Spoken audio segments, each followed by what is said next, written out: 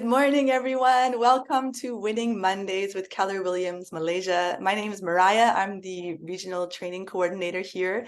Hey, we want to welcome you. Hello, everybody. Everyone, hi on Zoom. Hello, hello. Please say hello in the chat. Good morning. And also on Facebook Live. I know it seems like we have more and more people on Facebook Live. I think that's such a great place to meet with you all. So I want to give a big shout out to everyone there. Please say hello in the chat as well. We would love to just connect with you. Yeah. So, it's January, right? It's still January, but I was looking at the calendar. Guys, it's already the third Monday of January. We are like fully on 2024 already. It's no longer Christmas leftovers. It's no longer New Year's leftovers. We are in January. You know what that means, right? It means Chinese New Year is coming. I know in Malaysia, we have so many holidays, right? In Malaysia. And I was realizing that we have to make the most. Everyone always talks about, right, that Chinese New Year, everything will shut down, everything slows down. So we need to make the most of our time in between our holidays. And I look, we have exactly 4 weeks until Chinese New Year. Okay, so I'm just giving you your reminder, wake up call, whatever you need to realize, okay, we got 4 weeks until Chinese New Year.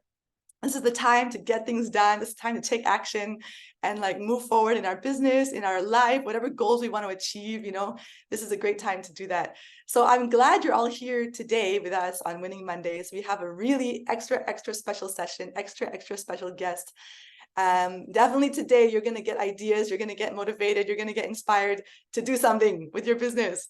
So with that, I would like to invite our special guests. We have a couple team. Is very exciting. Mr. JP Lewis and Jennifer Lewis. Hello, good morning to you both. Good morning, everybody. Great. So Thank you for having us. We're honored to be here.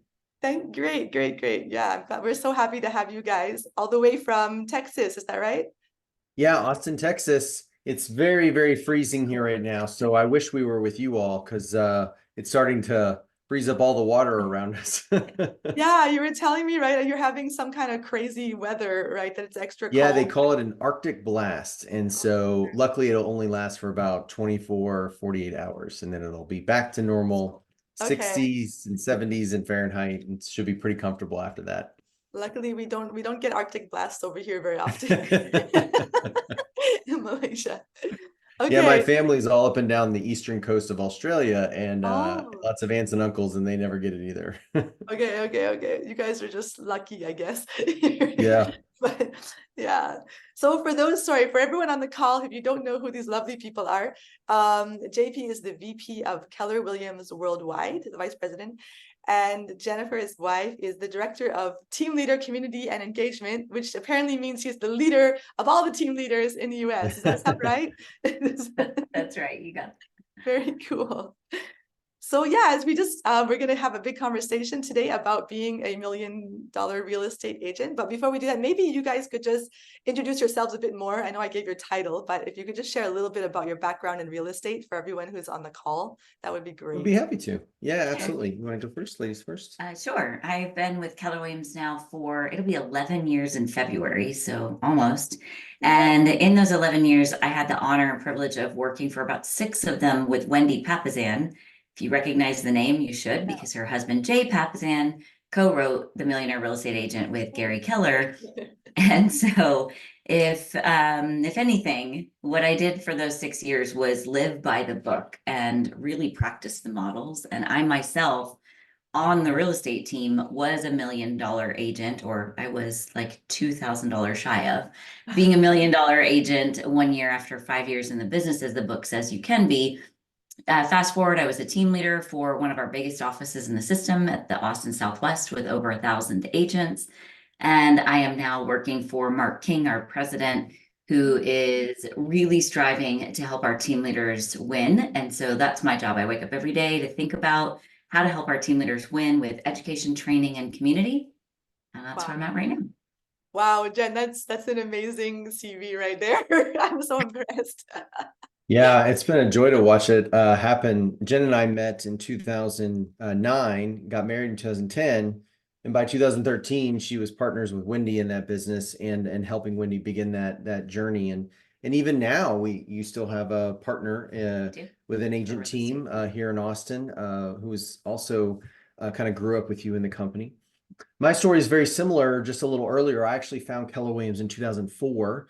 So this will be my 20th year with the company. And Wow. I came up through education and e-learning and media development and worked with the marketing team, MAPS coaching, Keller Williams University. And just, I like to say I had the best seat in the house because I got to see so many different aspects of the company because I created content and helped collaborate with those different divisions to serve our associates back when we only had, I think our goal when I joined was to get to 50,000 agents, and we were probably Wow. around 35 or 40.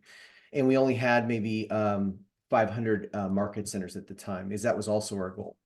I remember it was 50,000 agents, 500 market centers, and 5,000 millionaires. And the primary way we did that was through the Millionaire Real Estate Agent book, which had just launched in 2003. So I got to learn all about real estate by traveling the United States and filming the best millionaire real estate agents in our system and creating a lot of great content around what they were doing, what were their best practices. And that turned into a long career with KWRI, getting my real estate license in 2011, doing real estate investing, and then, of course, meeting this amazing human and doing that together and watching her career thrive, and then getting to be the vice president of KW Worldwide. And I've been with that team for about 7 years now. What's awesome is that to get on this journey together, I get to see what we're doing on the United States and Canadian side with Jenn and Mark King. And then with Bill Soderoff and myself, we get to see what's going on in the world through KW Worldwide. And also Bill is our regional operating principal of KW Canada. So there's just so much knowledge around us in this amazing KW family. So we feel very blessed by that. And we hope that you'll lean into this community and this network. We hope to point you to a few resources that will help you on your journey, because it's certainly been a blessing for us. Wow. I just realized, I thank you for pointing out, like, in this room right now, we have like the whole world covered between the two of you. It's like the Well, US. yeah. And I bet there's many of you that don't anticipate just staying in KL or Malaysia with your business. There's so much opportunity around Asia. I know many of you have connections and business and family, and that's an opportunity for all of us. That's what's so amazing about this industry we call real estate. Right. Yeah, that's right. This company is amazing too, because it's all over the world and it's in so many Yeah, countries. it's your Incredible. network. It's not Gary's network. It's not my network. It's not Jen's. It's not Mark King's. It is your network, and we hope you'll take advantage of it. Awesome. Awesome. Okay, with that, I want to ask the first question. Maybe it's on everybody's mind. Why be $1 million agent? I'll let you lead off. It's a great question. I think if we pull up that first slide, Yeah, it will share the screen right it now. may help. I like a visual when we're Yeah. having this conversation because it all starts with mindset. And so you'll see on the visual that's coming up, even when you open up and crack the Millionaire Real Estate Agent, you'll see a big triangle with think at the bottom. And that think is the foundation of everything that we do. And until you believe that it's possible, until someone says, I know that when I put these systems, tools, and models in place, that this can actually occur, then none of the rest of this is worth even talking about, right? So we have to start with that think. And Gary understands when he did all the interviews with the millionaire real estate agents in the book, that they all had to believe in it before it happened. And so I hope everybody in this call starts with a foundational belief in the fact that it has been done. It's been done many, many, many times over in the United States and Canada, and it is being done overseas as well, right? Yeah, absolutely. We're seeing this begin all over the world. In fact, I was just on a call with a wonderful leader in a neighboring country to Malaysia, and he has a phenomenal business with 65 agents on his team. And that's Wow. and the level of gross commission income and profit he's enjoying is on par with what we see in the United States. And that's possible in any market in the world, but we do see it trending heavily in Europe. Parts of Latin America, Mexico especially, in these major metropolitan areas where real estate has really become more stable, more sophisticated. You're seeing agents start to turn their real estate career into a real business that they can grow and work on, and not just in on a day-to-day basis. Absolutely. And the other thing that I always say when I teach this, when I was teaching it to agents, when I was a team leader, is if that number is overwhelming to you, I understand it happens, right? Some of us going from where we are today to $1 million is a big leap. And knowing that it can be done, if it helps you as we go through these exercises, change that number. For some of our new agents in the office, we'd say make it $100,000, make it $250,000, make it $500,000, make it whatever number helps you stay engaged in this conversation, because whatever the number is, the intention of all of this is to help you see that there's a path to get there. Right. Yeah, we see this for years and years. And so when we're talking about why be a millionaire real estate agent, the biggest hurdle is our own limiting beliefs. And quite frankly, without getting too psychological, a lot of what we've discovered, and Gary and his leadership team and KW, they speak to this a lot. And that's that idea that we don't feel we deserve it. And so you can struggle with what Jen's saying, and you can also struggle with the idea that maybe unconsciously you're blocking yourself from this idea. But I absolutely encourage you to do what Jen's saying, which is lower that number down, make it to something that feels achievable for you. Because it's not about $1 million USD in net income per year. That's absolutely achievable. In the book written in 2003, I actually have it right here. Is got all the agents, or many of the top agents they were interviewing to build the models and to identify the models. They were already doing this in the 90s, some in the 80s. And so the is don't limit yourself by the market. Don't limit yourself by your location. Just realize that's all mindset. And so if we shift our mindset to, hey, this is a possible, then we get to decide what's the number that's achievable for me. And you'll change that number over time, but you got to start somewhere. But remember, it's not about the money. It says it right here on the book. It's about being the best you can be. Yeah. And so there's many people I would call MREA agents or millionaire real estate agents that don't come anywhere near that, but they're running the same models that our highest performing teams run. So even if I want to make significantly less and I don't want to hire a big team, these models absolutely still apply, whether I'm working individually for the rest of my career or whether I'm going to build a big team. We encourage you, please use this book, use these models, because they apply whether you're going to stay solo or build a team. Right. So you're saying that, like, by setting that goal and following these models and this system, you can be the best you can be. It will help you to be better. It will help you to reach that potential. And maybe you might not exactly hit the goal. Like, I love Jenn, you mentioned how you're just a couple thousand short. That's so sweet. But it just pushes you to get higher, right, than you would have if you didn't follow anything, I guess. Is that what you're saying? Yeah. Absolutely. Absolutely. Yeah. Okay. There are many studies done that say when we choose to write our goals down and we choose to follow a process, and then we have a much higher likelihood that we will succeed. And all this is doing is giving you a way to lay that out, to lay out a plan, a roadmap, if you will, from where you are today to where you want to be. So that's why I think being $1 million agent is important, because everybody should have that mindset. Yeah, I would say one of the best things Keller Williams has taught me is that success leaves clues. And that typically looks like models and systems that somebody who's lived before me has already been implementing and succeeding from. And sometimes those are different than the way we naturally do it.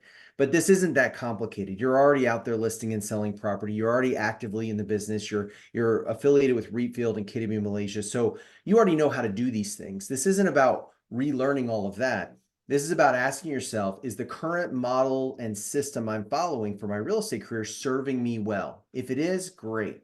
But if it's not, or if you're not achieving the numbers that you want, this is where this book comes in. Anybody that wants to grow needs to have a model and a system, and a proven one at that. And that's what's great about this is Gary did not write this on his own. He didn't make it up. He didn't have a theory. He actually researched and interviewed over 100 agents in order to find the models and systems and actually document in a book. The amazing thing that Jay Papasan was saying to Jenn and I recently is that no other competitor, no other knowledge source in the real estate industry, at least in the United States, has matched us on this book. Nobody has released another one like it since 2003, which is kind of amazing to us. And Jay, as leads our publishing division, that's a pretty eye-opening thing that there are best practices. And I don't think anyone else felt like they could build on it, because it has become sort of the Bible of our industry for building a really great team. Yeah. We've even seen people here who have read the book and done it, without ever even getting connected, but they also felt the same, like, this is the standard. This is the way to get there. Very cool. Yeah, our leader in KW Jamaica, our late leader, unfortunately, Rory Marsh, who passed away a few years ago, he was actually running the Millionaire Real Estate Agent team in Ocho Rios, Jamaica. and he was building his business off just this book. And then, of course, later we got into a relationship, and he ended up becoming the regional operating principal for all of KW Jamaica. And because he's learned the things in these books, he actually built several leaders around himself. And so when he unfortunately and tragically passed away unexpectedly to a health issue, he had a leadership team around him, and Jamaica is still 300 agents strong and growing every day because he implemented and was implementing these models and systems even before he became Keller Williams. Wow, that's cool. Great. Thanks for sharing that. Yeah. Yeah. So, you're talking about mindset. Actually, I wanted to ask, especially Jen, when you mentioned like, why did you, can you share your own story about how you decided you wanted to go into real estate and become a $1 million agent? Like, what was your thinking at that time?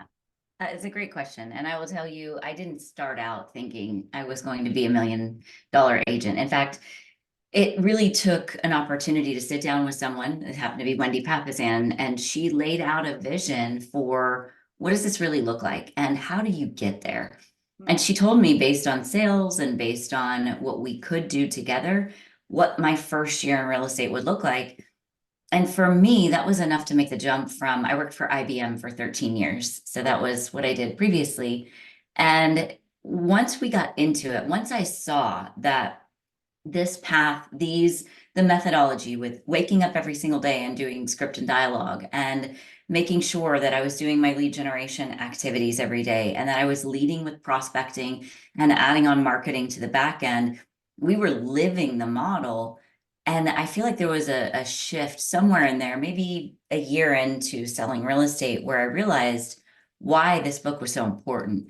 And it really was to say that if it could get me this far, if by following it today got me from zero, never having sold a house ever before in my life, to selling 33 of them in my first 9 months as a realtor, there has to be the capability to do more. And so it just helped elevate my mindset over and over again. And why I said earlier, don't worry about what the number is right now. For me, the first number was $110,000. I just wanted to make more than what I'd made in my previous job. Right. And then it became 250, and then it became $500,000 in GCI, and then it became $1 million. It's we call it a time on task over time process to go from where you are today to where you want to be. And there's going to be milestones along the way that this book, these models are going to help you hit when we believe in them. Amazing. So I saw, it sounds like you doubled your goal every year, about pretty much. Pretty much. I mean, there was an opportunity in there. So by the end of year 2, I realized I needed another model from the book I hadn't been using. I was on a team, so I was someone's leverage. I actually needed leverage for myself too. To be an individual agent on a team selling 60 houses, I couldn't do that by myself anymore. I wanted to spend time with this gentleman. I wanted to spend time with our kids. Our son was 2 years old when I started. So there was a lot going on for me. And I ended up hiring leverage, just not the same, but similar to the book, because I was on a team. I had admin support. I hired a showing assistant in year 2. And that really blew the doors off of everything for me. I was able to go from selling about 30 to 45 homes to selling 1 year. My partner and I sold 89 buyer sides, all buyers. So that was quite a year. Yeah. And if you're like Jen, and you're in real estate sales, you're typically competitive, assertive, you're goal oriented, and you probably know you can go do a lot of this on your own, and you'll likely hit it, but at what cost? And it's hearing models like this that helped, I think, just watching from the outside, watching Jen say, "Oh, I know I could easily do this, and yet I can have the work-life balance I want if I find other people to come in and help me." So it's easy to fall into the trap that only I can do it. It's only going to be done at my standard if I do it. And if you're performing at a high level, I'd encourage you to start reading into this, to specifically think about, okay, what does it take to truly turn this into a business? It typically means finding people, finding leverage, as you just said, that can come in and help me and training and coaching them to meet your standards. So a lot of people hold back because they also think, well, I'm the only one that can do it. And yes, you can, but ask yourself again, when we start with mindset, what is it I really want? Why am I doing this business? And why do I want it to grow? Work backwards from whatever that is to make sure that you're driving towards that through these models. Just be careful not to do it too soon, right? I went through the whole thing doing it all before I handed anything off to anybody else, because you have to learn how to do it. You have to understand the models that support it. So for me, the first 3 models was really all I worked from until I added that leverage, which was the lead generation model, of course, the economic model, which helped me set my goals, and the budget model helped me understand where the money that I was spending, because I was also spending money, and so was my rainmaker, on the business. Yeah, Wow. we'll talk about that a little bit later because I think it's such a valid point. These models are in a particular order for a very specific Okay. reason. And your money has to, and your business has to you have to earn the right to grow through those models. And you can walk us through that in just a second. Yeah, I would love to hear about that. No, just now you were mentioning, probably people might not be catching on when you said to do it too soon. That was interesting. So you're Yeah. talking about jumping into building a team too quickly. Like if you've just started and you're just a new agent, don't try to build a team like from the start off. Is that right? Right. Yeah. I mean, oftentimes I see it really all the time in the Especially US. in the US, yeah. The agents, we do it for a year and we think, okay, I did it. I don't want to do it anymore. I want someone else to do it for me. So I'm going to go hire someone to do that thing I no longer want to do. And in reality, the organizational model is there to support you to get better at all the things you already do, not to replace yourself yet. The replace yourself part comes way down the Way line. later, yeah. Okay. And in the beginning, it's really to say, okay, I'm one human. I can only do so many tasks. And in order to do more, I need to bring someone in to help me with some of those tasks. And I also have to decide what the most important tasks are, which are really our lead generation tasks, our lead follow-up, going on appointments, writing contracts, negotiating contracts, and closing the contract. I couldn't give any of that away. And so a lot of us go too quickly, especially on the lead generation side, to say, I'll just find someone else who has leads and I'll bring them onto my team. That's just not the way to go.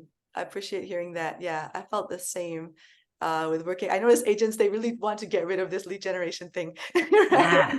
Oh, That's the hardest part. I would argue, and you probably would agree, I think, at least in the United States, and I would argue globally, most of our big teams, our most successful agents, that's the very last thing they've given up, and many of them still haven't even done that Right. because they just know that's the engine that drives their business. It is It's everything. leads, listings, leverage in that order, meaning lead generation is everything. And that leads to being able to take listings and have more control over your lead flow from the properties and the inventory that are out there. And then you earn the right to leverage. But many never really get to the type of leverage that you see from the biggest teams. They get to appropriate leverage for their business, but you've got to earn the right to that, right? This is about being thoughtful and following a path and a model, not just going out and hiring because you worked for 1 year, like you said. I feel this, I know this was not our plan to talk about this, but I want to hear from you. What do you think is the reason that it's important for agents to be doing their own lead generation as opposed to just buying leads from outside or getting someone else to do it for them? Like, what is the difference? What are they missing out if they don't do that? Oh man, a lot of things, really. Okay. I'd start with the number one thing that they're missing out on is burnout is a real thing for all of us. And burnout comes when you're spending time doing the things you're not really happy doing. And burnout happens when we're cold calling or calling on these people who, whether we're buying the lead or it's coming in through some kind of source, they may or may not want to hear from us. And we are stacking our day with difficult conversations instead of going back to making our foundation being the lead generation to people that we know or referrals. It's also expensive. So you've got 2 things at play. You've got money Right. and the joy of the business. And I can tell you that the agents that I watch go through the pain, if you will, of being a lead generation first agent when they are in their first, second, third year, and they build a solid foundation in their database. Okay. Then they add leads to it because they can then still spend the majority of their time on the people that they know or kind of know them. And then they are also adding in the people that don't know them. Okay. They are saving money, but they're also saving their sanity. They are saving their mindset because they are in a place where that burnout is a lot less of an issue because they're dealing with a lot more people that they know or that know and like them instead of strangers. Wow, that's awesome. So they're creating that, they're just building relationships, right? They're building relationships That's right. further with all the people that they know, or I like that, or kind of know. I like that. Yeah, that's really cool. So to take that time, it's funny because I feel like you're saying the opposite of what most people think. They seem to think that that's gonna be so exhausting to keep having to like build this relationship. I just give me people that I don't know, and I'll just call them and I'll just try to make appointments with them. But you're saying the opposite, actually. That is what is gonna cause the exhaustion. Yeah. And Yeah, go ahead. I don't know if this is true in Malaysia, but in the United States, on average, every lead that's sold is sold 16 times. So the competition of you having speed to lead, meaning you have to call them first.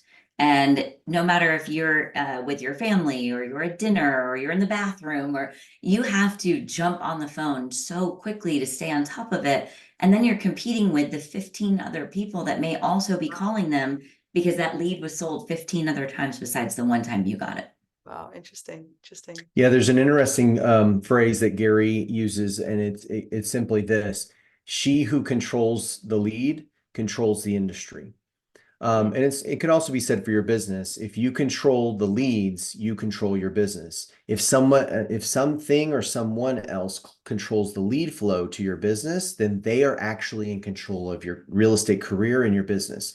So you have to ask yourself, do you want to have a voice, have a stake in what you're going to earn and how you're going to earn it, and the type of people you're going to work with, and all these different things that give you choice. We would argue, and I think Jenn and her team and Gary and them have put together amazing resources to help agents understand that the scary fear of rejection and fear of picking up the telephone, and all these things that come naturally when you think about running a sales career or a sales business, they're actually on the other side of that fear is all of your opportunity. And that there's something amazing about this industry of real estate where if you build a database, truly build a database and feed it every day, and actually deliver needed and useful value to it, this actually gets a lot more fun. And it's all about just deciding I'm in the people business. I'm into being in relationship with this database, touching it in a strategic and specific and consistent way so that I can have those leads fed back to me.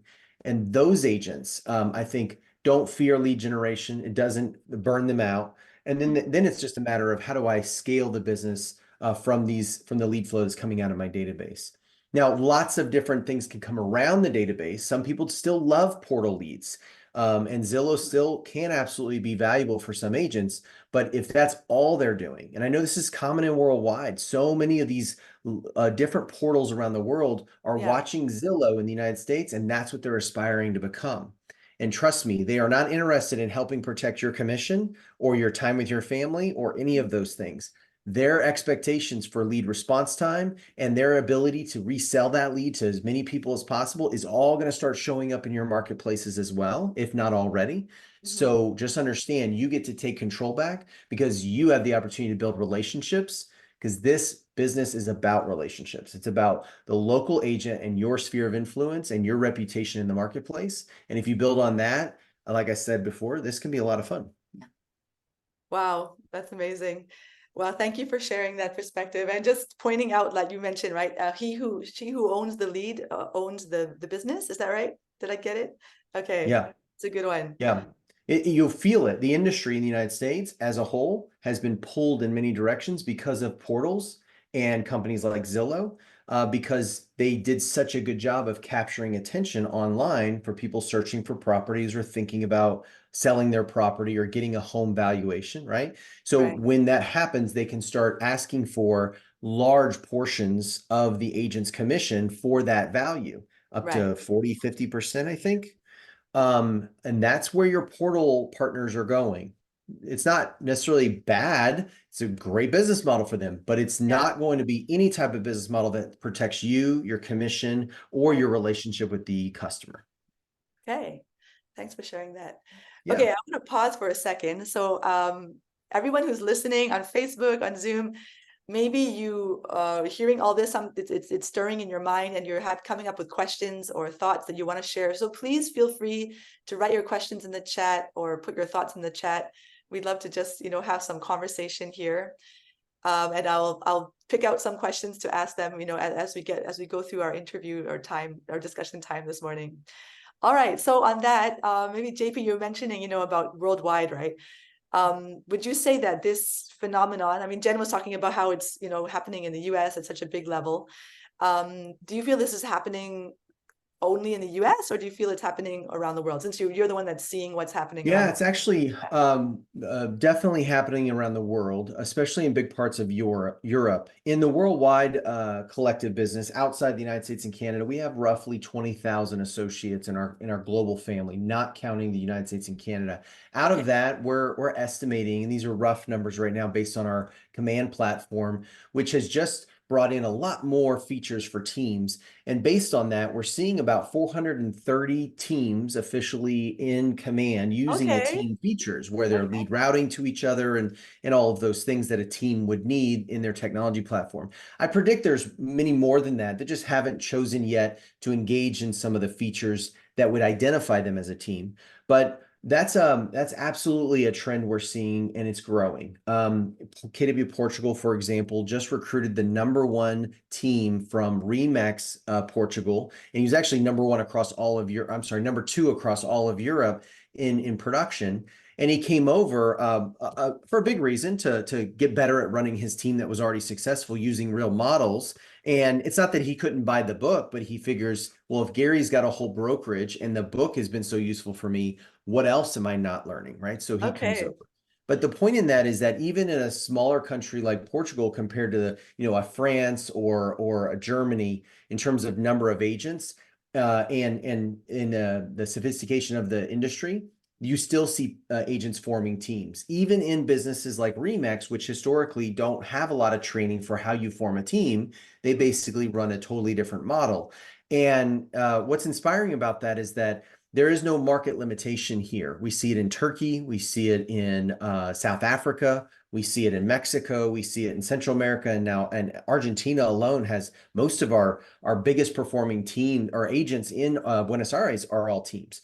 So we're seeing this trend tick up, and that's no different than the United States. People always say, well, it's different in the US. Right. You guys have a totally different market.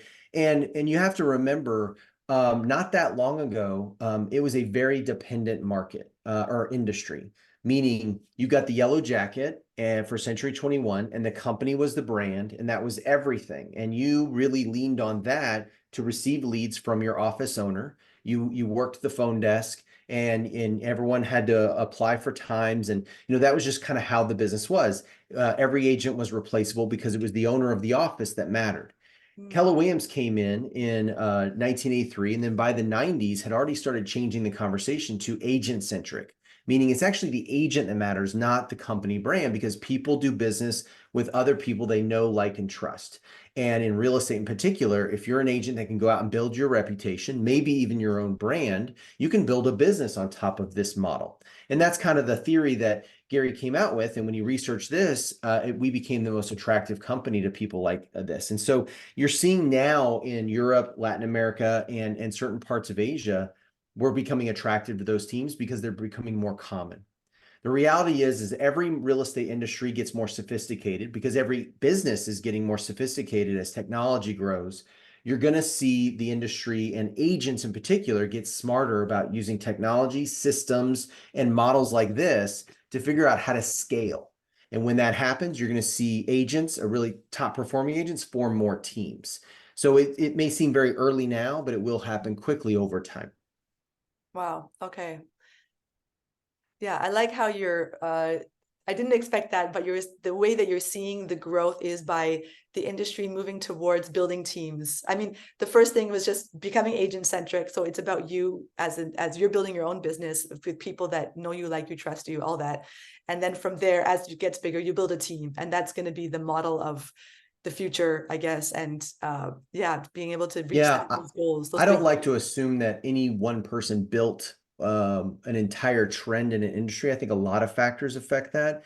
But there are some people out there that say Keller Williams accelerated, if not created, this conversation about teams. And the reason for that is because RE/MAX was the home of the top producer.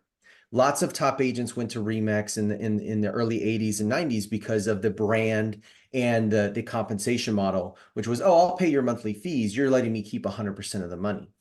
But what happened was at around 2003, when this book was published, you found a lot of top producers who were sitting around saying, this is great. I know how to list and sell at a high level, but I'm burned out. I'm missing my kids. I'm missing my spouse. I don't have a life worth living. So what's that look like? And next thing you know, they're reading books, a book about 100 other agents that are doing this and experiencing that bounce, running it like a business.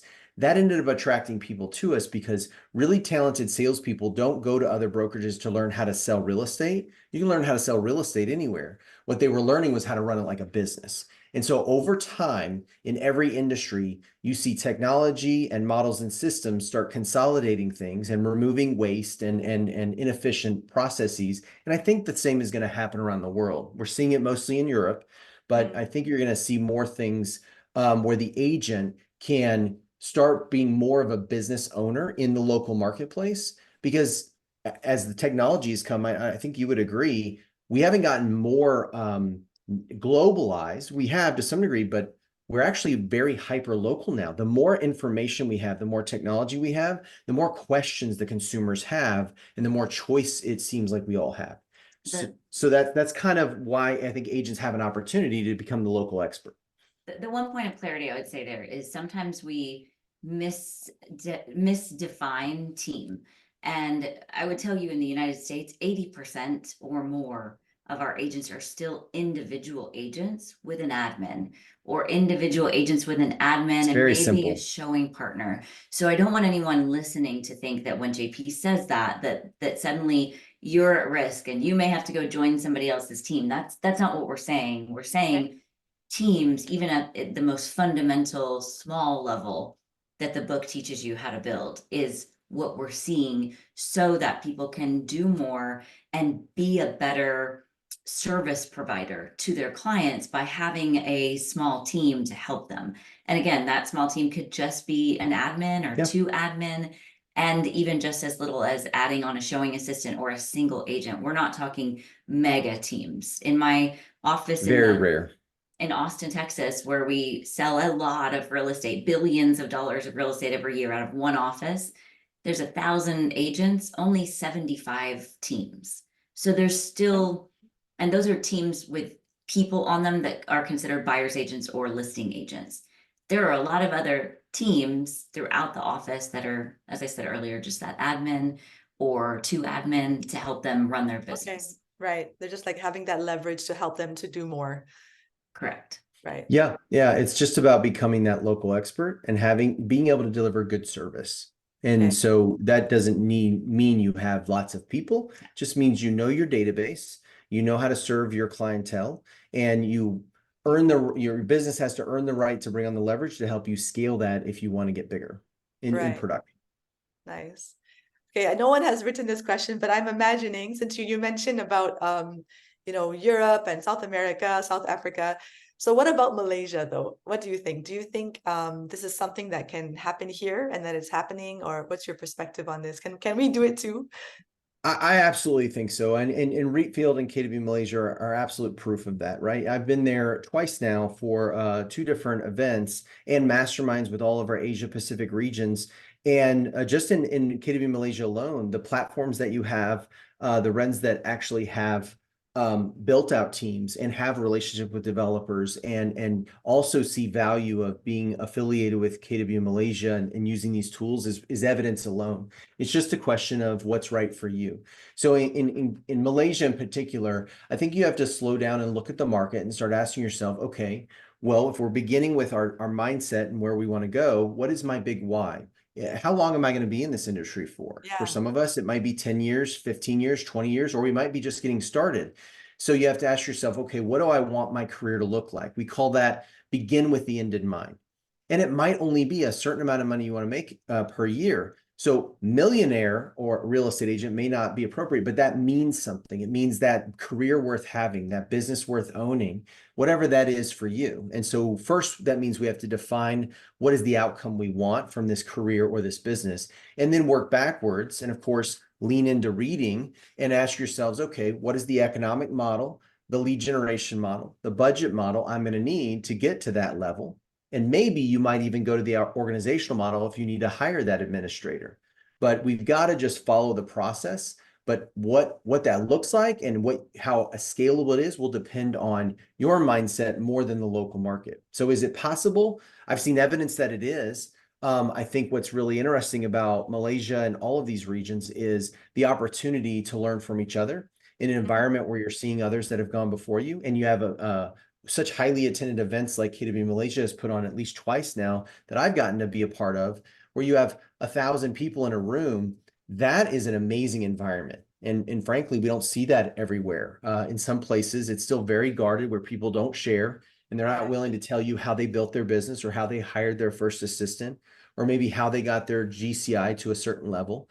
So you've got a community and a culture where it's absolutely possible in Malaysia, and it's legally possible. That's also a challenge in some areas. In China, this is very difficult because you don't have the ability in some cases. In Japan, most agents are expected to receive a salary. So going out and bringing people on or even hiring your first assistant can sometimes be a little bit overwhelming because the environment's not supportive of it. In Kuala Lumpur and in Malaysia, I think it's very, very possible. And you see evidence of that with the teams that you've been working with.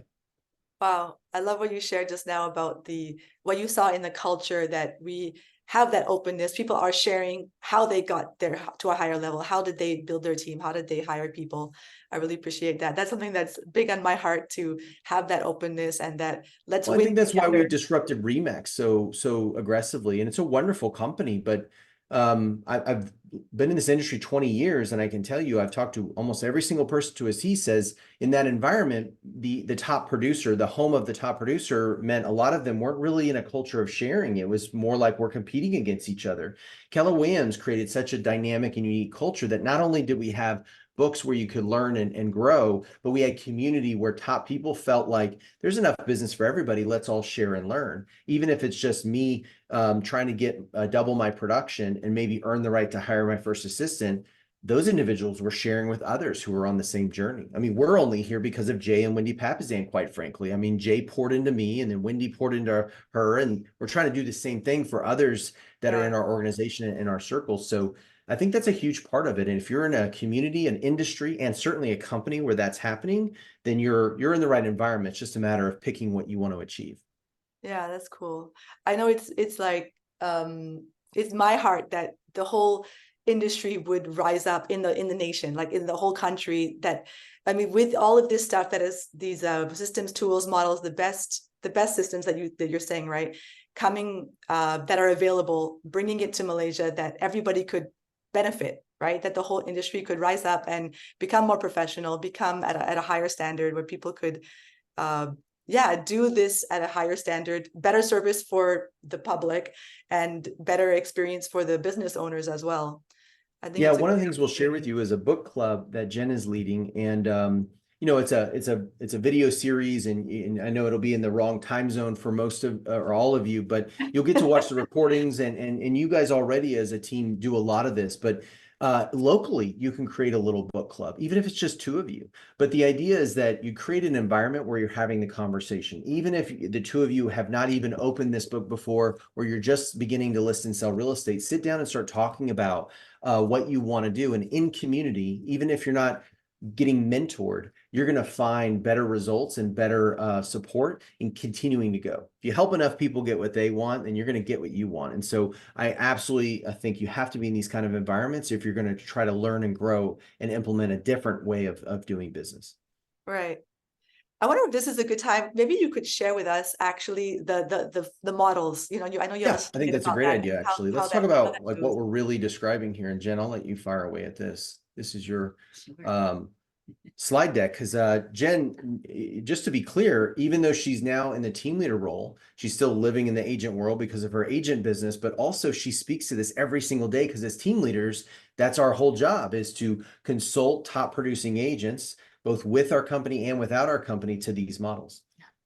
And the one thing I'll say about that too, that's key, is why we use the models versus just, you know, I did it, right? We we talked about it earlier. I did it. Yeah. I was on a team. We sold $100 million worth of real estate on the team that I was on. I could have gone off and become a team leader and then taught everybody how we did it. Except how we did it as a team very much relied on these models, but yet everyone is going to add their own creativity to the model, their own spin, their own personality, their own database, and the way that they lead generate. And so what I really want people to understand is these models are meant to be the foundation of the way that you do business. And then from there, everyone is going to do it a little bit differently. So when we teach something that we know is proven, and it's not just the way I did it or the way you did it, that helps us really start from the right place instead of trying to teach people something that may not work for them. So I look at this, and every single year we teach business planning clinic. I'm sure you guys are teaching something similar, if not the same, in Malaysia. And it all starts with the economic model, because the economic model is beginning with the end in mind. It's going to be your opportunity to decide, what is that net income goal? How much money do I want to make in this business? And remember what we said earlier, if you're not ready to put $1 million down, that's okay. Put down whatever that number is for you right now for this next year. And that number through the economic model is going to give you the activities that it takes in order to get there. Those activities are based on how easy or difficult it is for you as a realtor or as a real estate agent to sit down with a client and actually move forward with an appointment, get them to sign, get them to close with you. There's conversion levels throughout the model. And it's going to tell you, based on your sales, then you're going to need this number of units or this number of buyers and this number of sellers. All that to be said, at the end of the day, it shows you how much money you want to make at the end of the year and how many homes you have to sell in order to do that. And really, how many appointments do I need to set in order to actually make all of that happen? So it's breaking it down to the weekly basis. What do I have to do to win? And once you know what you have to do to win, then you move on to the next model. Because now I understand what I have to do. I have to set one appointment a week. Maybe that's what comes out at the end of mine. Do I have enough leads in my database in order to set one appointment a week? That's where the lead generation model comes in. And that's why these are in order. So the lead generation model, you're going to ask yourself the 4 key questions about a database, which is, number 1, do you have one? So you have to have one and build one. Number 2, do you feed it? Do you give it information? Do you put people into your database so that as you meet someone or do an open house or take a phone call from a referral, are you putting them back in a database? Because the third thing is you have to communicate with that database regularly. Am I communicating with, am I talking to the people in my world? Jason Abrams would say, the easiest way to get out of relationship with someone is what? Don't talk to them. Just don't talk to them. That's right. Just stop talking. And that's how you get out of relationship. Yeah. Yeah, it works really well. It's brilliant, It's right? brilliant to That's just why stop talking to them. And if you want to maintain a relationship, you have to talk to people. And JP said it earlier, it has to be high value. These days, all of us are hit with so many marketing messages that you can't be a salesperson. You have to be a valuable asset in the world of real estate. You have to be someone that people can turn to because you understand the economics of what's happening in your local area. You understand what's happening with lenders or mortgages or however you all are working with banks in order to make those purchases happen. You are the person who understands how to help maintain your home once you have it. You're the person who teaches people how to invest in real estate or how to buy their first home. Whatever those things are, when people think of you, they should think of real estate. And the only way to do that is by communicating with them regularly. And then, of course, last but not least, of the 4 laws of a database, you have to service the leads that come your way. That seems like a simple concept. And yet I can tell you from lots of experience that we oftentimes get leads generated out of our databases and they go unfollowed up on. And I don't mean you tried once. I mean, the people who receive those leads are oftentimes not going back and following up again and again and again until they make that connect with that person. Because just like in team leadering, I tell team leaders all the time that people move brokerages on their time, not ours. It's all about your relationship. People buy houses or sell houses on their time, not yours. Right. So when we feel like we can force someone into a sale, we're definitely doing it wrong. But if instead we understand that all we have to do is be in the right place at the right time when that person thinks it's my time now, and then they think of you because they're ready for real estate, that's all we're trying to do. We want that magic moment, right? Right. I love it. When they are ready, they think of you. That's all of it. That's it. So let's say the 4 laws of the database again. First, you have to build one. You have to have it. So build a database. Build a database. Then you need to feed it every day. That's right. Then you need to communicate with it in a systematic way. And then you service all the leads that come your way. A little bit of a rhyme, right? So build it, feed it, communicate with it, and then service the leads. That a lot of that is really right there makes up the lead generation model. And by the way, all of these models, if you're like me, you want to jump right in, page 129 in this book is where the economic model begins. And you can read about each one of these with the exception of expansion. That's new. And that's where you just get started. Just go right in and start to understand. But it does absolutely happen in this order. And a great way to remember it is elbow. ELBO. Okay. Economic, lead gen, budget, organizational. Okay, so what we're seeing on the slide here is elbow. Very cute. ELBOE. Very, very cute. Took me 20 years to find that out. I had no idea all this time. I'm very slow, apparently. It's so cute. We're gonna bring If we don't have any questions on economic or lead gen, should we move on to budget? Yeah, I guess so. Sounds good. Yeah, let's do budget. Okay.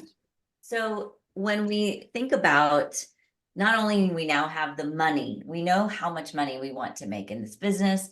We understand how many or what activities we have to take in order to make that money. Our lead generation model is going to help us understand how often we should be communicating with our database, as well as how many leads do we need in our database in order to get what we asked for in our economic model. Right. Now we're making money, and we have to think about, where does that money go? How do we spend that money? And is that money being used in a way that it's helping us create the business and the life that we were looking for? That's the budget model. So we start out with a really simple concept with the budget model called the 30-30-40 model. And the 30-30-40 model is basically whatever your pie is. So let's just say you wanted to make $100,000. Okay. 30-30-40 from that would be 30% of it is likely expenses, 30% is likely cost of sale, and 40% is your profit, meaning the money you get to walk away with and put in your pocket. Okay. Now, for many people listening, they're like, cost of sale. I was gonna say, what's cost of sale? Everyone wants to know. What's that thing, right? So I want to start by saying everyone that works in Keller Williams has a cost of sale. Every single human in any country across the globe that works for Keller Williams has a cost of sale, because we have this fun thing in our offices called caps, and we have this fun thing in our offices called royalties.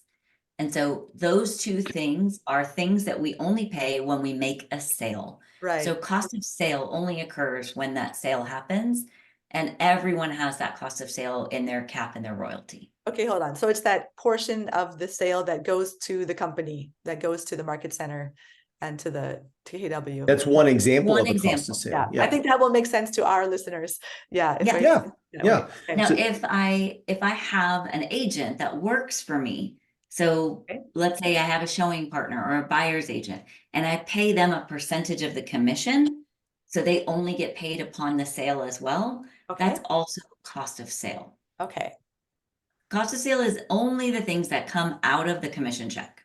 That's Got how it. we should think of it. So Right. if there's no commission check, you're not paying Yeah. cost of sales. So like a referral fee as well. A referral fee would be part of Correct. it. That's exactly right. Referral Okay, fee would be great. Got it. expenses would be things like my business cards, the signs I put in the yard, the lock boxes I use at the house, or however I am handling the transaction with keys and anything I'm spending, pictures of the property that are not happening at closing. They're happening right now. They're happening all the time. In the United States, we have a lot of people who pay for something we call transaction coordination, sort of an administrative duty, monitoring all the paperwork in the back end. That's an expense. So anything that's not coming directly out of the commission check is going to fall into that expense category. Now, the other thing that some people are probably thinking when they hear 30, 30, 40 is, well, I hear you, but I don't have 30% expenses and I don't have 30% cost of sale. Best practice would say, if you want to build your business, you have to reinvest in your business as well. So if you start with the end in mind and know that I'm going to take my 40% profit and that's what I'm going to live off of. That's the money I'm going to run with. Now, ideally, that net profit is equal to what you said in your economic model. Okay. So if you set $100,000, you actually have to make $160,000 in this conversation to net the $100,000. Does that make sense? Right, right. You'd have to, yeah, make it higher to get that amount that you Right. want. Okay. You have to make more money than what your net income is. And so when you run through the budget model, you start with that number, that net income number that you had as far as your economic model is concerned. And part of the economic model already did this for you. It's going to tell you that your 30, 30, 40 is set up. And in the budget model, now we're going to be looking at where does it all go? How are you spending it? Is it really 30% expenses? You idealized in your economic model that that was about what you'd spend. Are you spending that? Are you spending less than that? Are you spending more than that?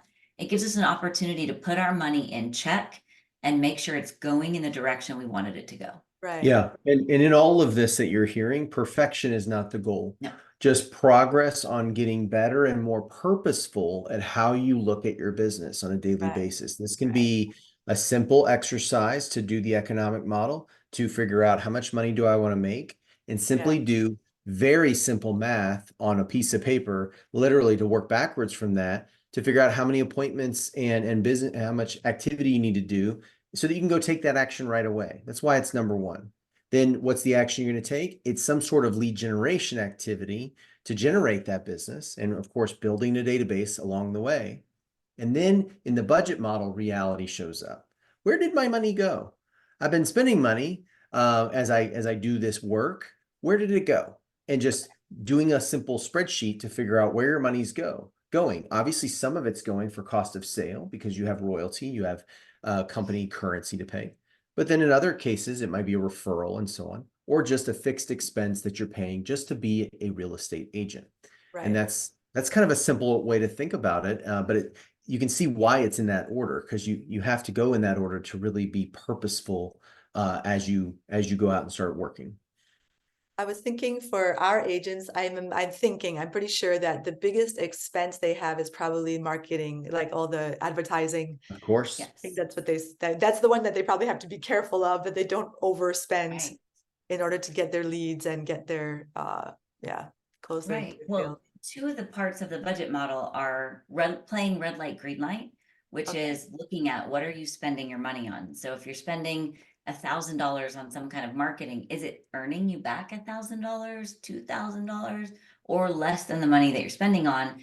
When you play red light, green light, you're simply saying, I'm going to keep going with this expense that's green lighting it, or I'm going to stop this because it's not making me the money I want to make, and you red light it. That's just a funny way to say, pay attention to where your money is going and make sure it's returning the investment that you expected it. And then get into a rhythm is another part of the budget model, because you've got to decide as a business owner, you are a person who has full management of the money that you earn. Are you going to take the time every week, every month to look at where it's going? How am I spending it? What does that look like? Is it getting me the benefit I expected it to get me or not? And when we choose to put that on our calendar, as a top priority as an agent, we're choosing to hold our money accountable and making sure that we're taking home the amount of money we would like to.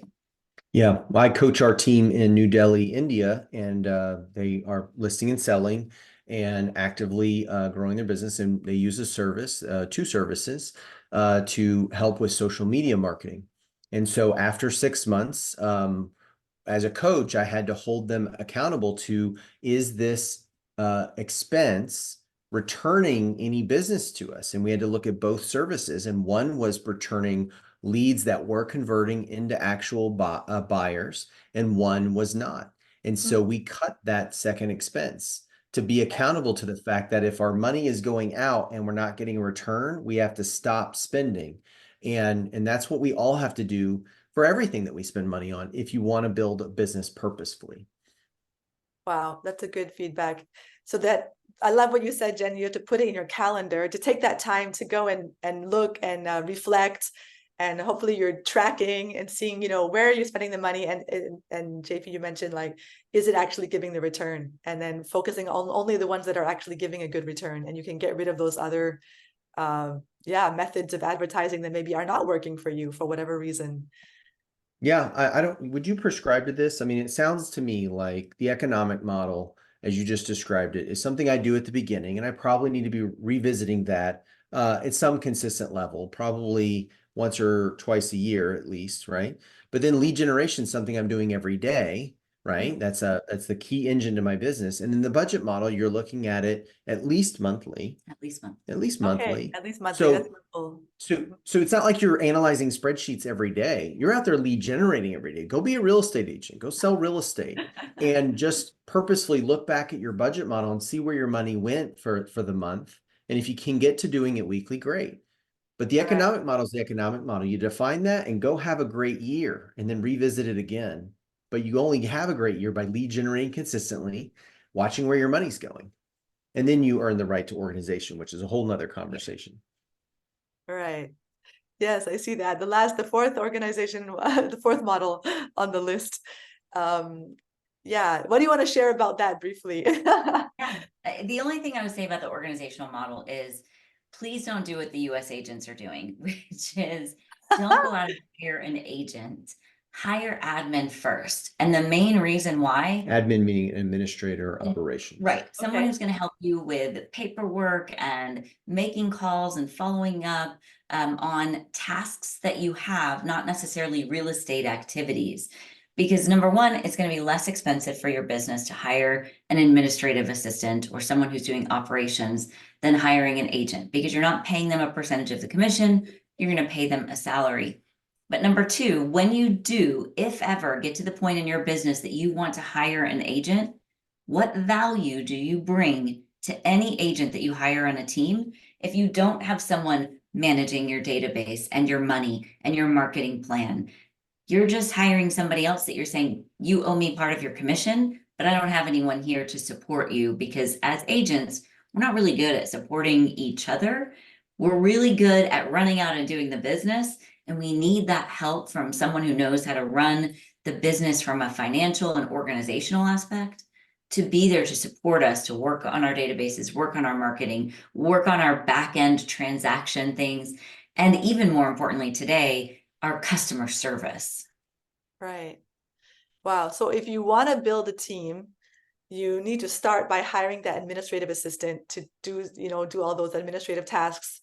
That way, when you want to hire other or bring in other agents, there's that value, there's that support for them, and they will feel the value. They'll want to stay with you because they can see that there's something good here. Yes, that's the biggest mistake the US agents make, is they hire that agent first, and then they wonder why they constantly have this turnover. The agent stays and then they leave, and then they stay and then they leave, because they're not getting any real value out of being on a team if you don't have a support structure on your team. Yeah. Right. Wow, great. Thank you for sharing that. Yeah, I don't know, everyone listening, if you have any questions about any of these models, I know we don't have too much time left, but yeah, would please feel free to put in the chat. Yeah. And Okay. again, this is just obviously a high level overview, but go to page 129 where the economic model starts, and all the models are right there in that order. And just just lean in. Even if you're just beginning to engage with some of this content, it's actually a lot less complicated than it might seem looking at all these other big businesses. It really starts very, very small. And to Jen's point earlier, 80% at least of the teams, including the United States, never get very big. They have one assistant and that's it. And that's an awesome business. Right. Okay. Yeah, you don't need to, so you don't need to have this huge business of like 50 agents or No. whatever. No, Very you cool. really don't. You really don't. It's Right. amazing and inspiring to see it. And for some, maybe one day, but that is not what the vast majority of us are going to do. We certainly didn't do it, and that's not our dream. We are part of, or Jen's part of a team still, but it's very, very small and it's very profitable. Right. Big doesn't always equal good, and it doesn't equal bad either. It just depends on what's right for your business. Right. Right. Right. Okay, I have two questions from the chat. So one just popped up since we're talking about this. At what point do we start looking at hiring an admin? If we are, Yeah, how what do are we the know we're signs? ready? Yeah, How do that's we a know great it's time to do that? So in the US, we use units sold because of the time that it takes. So Okay. this may vary based on the area that you're in and how much time it takes to do every transaction. But an agent can effectively do about 2 transactions a month, so 24 a year, without administrative help. You have enough time, if you're using your calendar wisely, to support 2 clients a month. Now, for some people, if they're working more difficult transactions or high-end transactions, that might look like more like 1 or 2 a month. So somewhere between 12 and 24 transactions is the time at which we tell an agent, hey, maybe now is the right time to look at what would it be like for you if you took all of these administrative things off of your plate and you could turn around and spend that time lead generating for more business. As long as the agent is committed to lead generating for more business with the time that they get back, then it's going to be advantageous for them to hire an administrative assistant to do some of the work that they don't have to do any longer, so that they can go do the work that they do have to do, the lead generation side, to make more money and earn more opportunities at selling more homes. Okay, so it's not so much about a certain GCI you have to reach, it's more about the number of transactions and your ability to continue to bring in more leads. Is that right? I would say it's probably a combination of the two. So I'm sure in Malaysia it's the same as in the US. In some parts of the country, selling 12 homes isn't going to make you as much money as other parts Yeah, of the that's country. what I was thinking, right? Because we also have So we have a lot of agents that will also do a lot of rentals. So it's a transaction, but it's a very small not the same. amount of, Yeah. Sales. I would yeah. look at sales. Sales only, we don't count leases when we talk about those 12 or 24. Okay. That would just be for a purchase or a sale of a property. But when you go back and look at the 30-30-40 model, so now we're going to go backwards for a second and look at, you started out in the economic model doing this with your 30-30-40 model. You're looking at it again in budget. If you want to hire an admin, if you know that that's the way you want to go, then you should put aside all 30% of the expenses and save up 90 days worth of income that you would be paying in salary to your administrative assistant before you hire them. So if you aren't at a place financially where you can do that, then it's probably not the right time for you either. So you're going to have to make sure that both the transactions and the income are there in order to support having another human who expects to get paid to be on your team. Wow, I love that. That's really practical. So if you're at Yeah. that your business where you actually have you save up beforehand to pay them. Yeah, in an ideal world, we do this thing in Keller Williams called a 30-60-90, where once you hire someone, you give them 30, 60, then 90 days to work with you and earn the right to have the job. And so if you already have the 90 days worth of income saved, while they're learning how to do the job and they're not really helping you earn more money yet, you aren't going to be as scared to spend the money to hire that administrative assistant. And you can focus your energy on helping them get better, so that by the time the 90 days is up, they are helping to earn the right to be with you as well. Right. Yeah, a couple of clarifying points.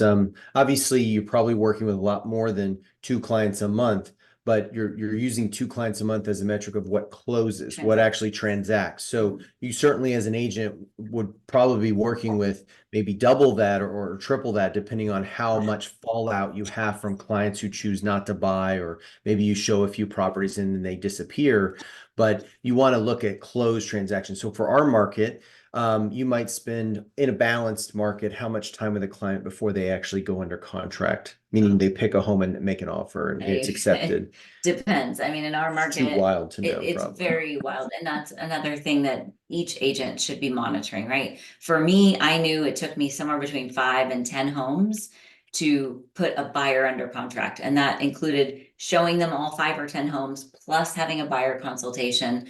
So we're probably talking about 6 to 10 hours just upfront in order to get to a transaction, not including the time on the back end of the transaction. Yeah.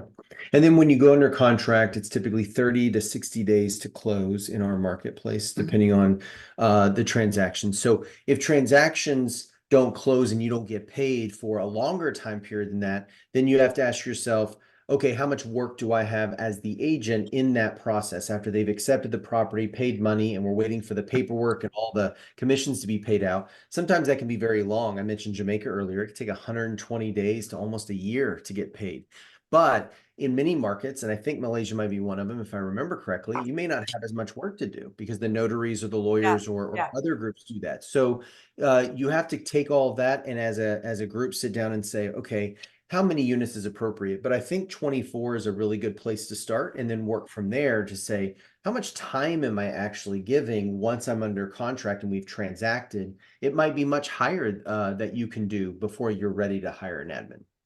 Right. And Okay. along with the MREA book club that we are doing right now, which the first episode is already out and on Connect for people to watch. If you go to Keller Inc., kellerinc.com has the resources for our MREA book club, but there's also some resources in there, like the 192 things that an agent does in their business. And if you're thinking about hiring an administrative assistant, you can go through that list and highlight the things. Oh, I do that and I don't want to.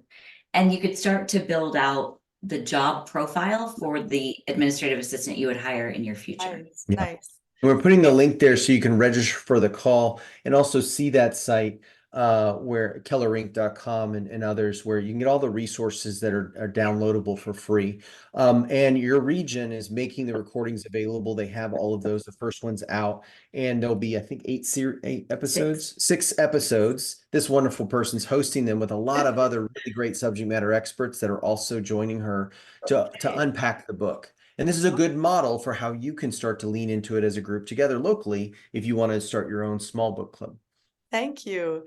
I feel that we had so many questions to ask you, but I think our time is coming to an end. But I think we've received so much value just from where we went in the conversation. I love it. As we're just wrapping up and ready to go, I see there's the nice links in the chat. So everyone who's listening, please check the chat, click on those links. Yeah. But as we're wrapping up, maybe JP and Jen, do you have just a final word of encouragement to everyone on the call as they are having as I mentioned at the beginning, we have 4 weeks until Chinese New Year. So we have some 4 weeks to like move forward in our business. Yeah. So any word of encouragement or a final word to say to everybody? Yeah. I heard this quote from another team leader here in the US.